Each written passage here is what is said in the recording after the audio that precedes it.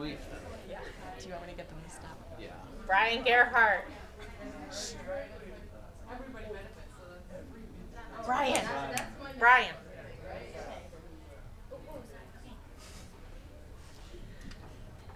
Can you tell me your name and where you're from? I'm Mia Keller. I'm from Milan, Indiana, and I go to school at Indiana University. So, what was your diplomacy lab project this year?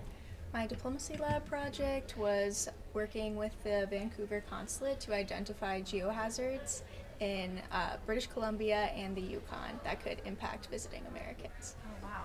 What is your major? My major is earth science, which is very fun. Oh, great. Yeah.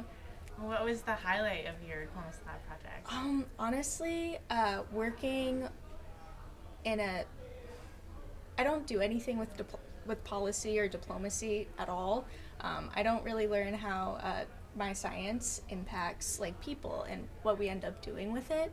And being able to sort of be in an environment where we learn how policies are created as a result of preparing for these natural hazards was like super impactful and like really cool to like see played out in action. Yeah, cool. That's awesome. So, what's something you learned about the State Department that you just didn't know before? That's a great question. Because it's mostly everything. You can say that. Say everything. I mean, yeah, I didn't realize how little money that they had to, this is so silly.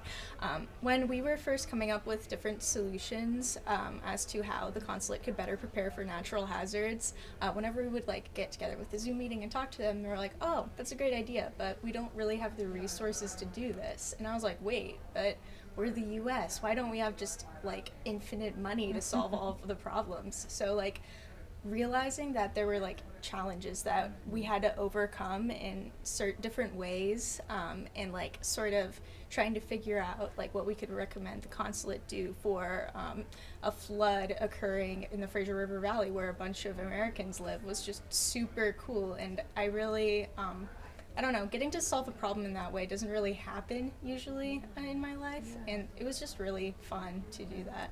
So, you got to interact with the consulate out there. Yes. And what was that like?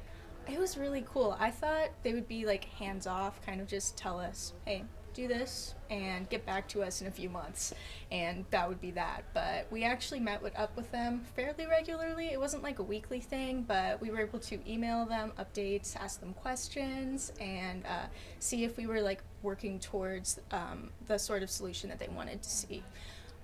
Because they let it be known pretty early on that they didn't just really want a report. They wanted something that they could potentially give to Americans visiting. Like, hey, we have, with the wildfires going on, for example, we have to be careful about these wildfires. Here are some resources that you can use in case XYZ happens. That's so great. Which is, yeah. How does that make you feel knowing that they're like using your resources?